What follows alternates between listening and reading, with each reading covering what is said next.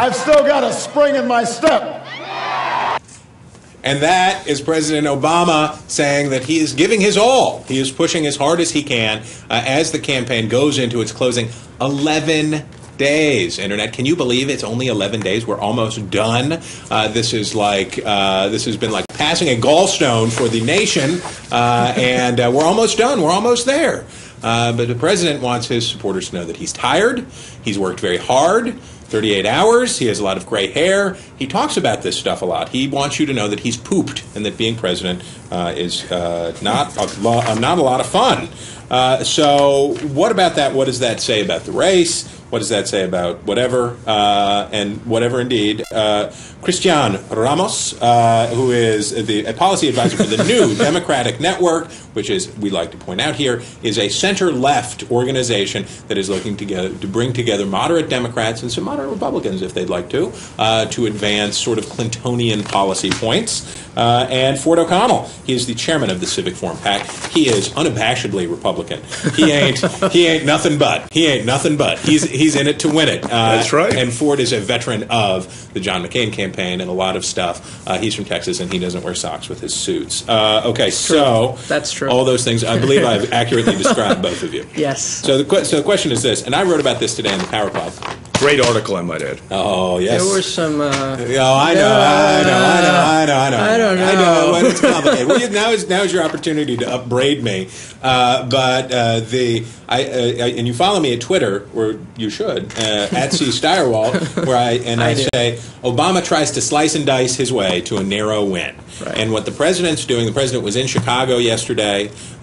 He voted early. He went and talked to the folks at the phone bank.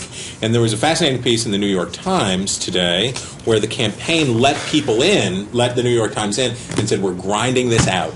We are going to grind out a grueling victory. And I thought, that sounds awful. That sounds like a terrible thing. Where's the lift? Where's the joy? Where's the fun of campaigning? Christian. Listen, I want to have a public service announcement to the internet today. Hit 'em. There is no momentum. I want to talk about the electoral map here. No, momentum. wait. No. You want to talk about the grinding out? Yes, the grinding out. I think this is a grinding out. Here's the reality. Mitt is losing in Ohio, Nevada, New Hampshire, Wisconsin, and Iowa. He is really close in Colorado, Virginia, Florida, and Arizona. I'm going to throw that into the mix. At this point, it is absolutely about the ground game. It is about the early vote. You got a 60-30 advantage for Obama in the early vote. At the end of the day, this is no mistake football. This is going out there, fired up and ready to go, and this is winning this election. And I think that is here's what happened.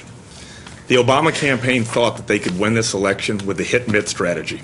He's a dog killer. He's a wife killer. He's going to fight. Hold on.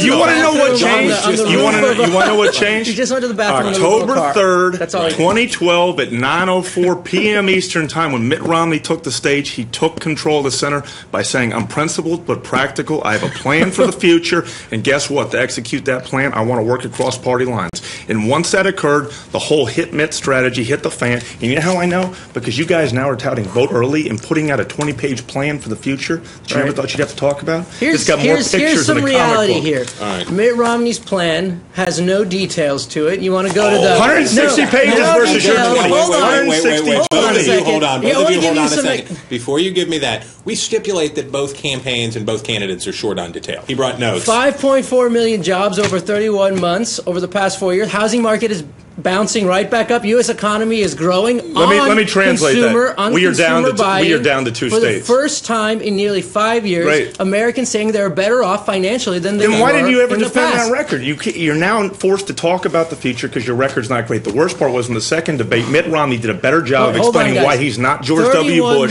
than you guys actually did explaining why he deserved a second term. All right, now, wait a minute. Ford.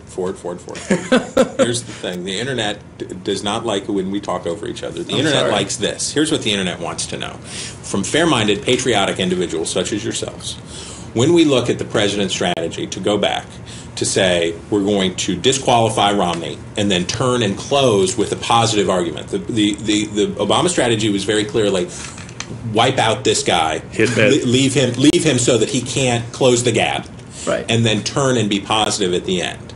and that was what we saw. We started to see happen about the time of the debate, and then Romney did well, and then they had to continue going down the path with more negativity. Is that not so? No, I don't believe that's so at all. What Because happened? at the end of the day, the Obama administration has clearly contrasted their plan on the economy. Invest in the middle class. Invest in building our middle class, our job growers, and people like that in the manufacturing and so on and so forth. Mitt Romney's plan has always been, let's invest in the super rich and let's hope for trickle-down economics from the failed Bush years.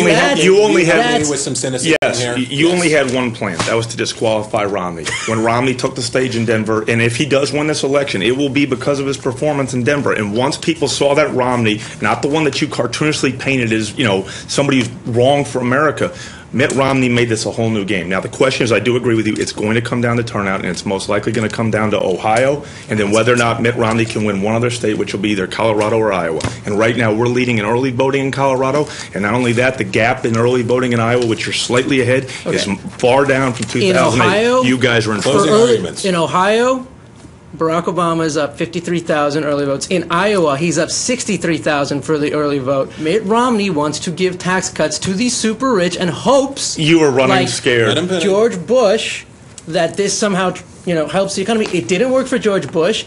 It's not going to work for America. Mitt Romney took control of the center. They're running scared. And let me tell you something. If he wins Ohio plus Colorado and Iowa, he's going to be the next president of the United States. Or even New Hampshire. Or even New Hampshire. He's losing in all of those. We're at 248 electoral votes. Florida, North Carolina, Virginia is in our category. I said closing arguments, but what I meant was say something and then argue more. But, gentlemen, happy Friday. Thank you so much for being here. The Internet wants to know, by the way, do you wear socks as the weather gets colder, as you approach the colder months? Do you have any sock wear that comes out? No. He's just toughing it out. I'm consistent. He's just consistent. He's toughing it out with the bare ankle set. Guys, we thank you very much. 5.4 million jobs. There you go. On the run. Have a great weekend, fellas.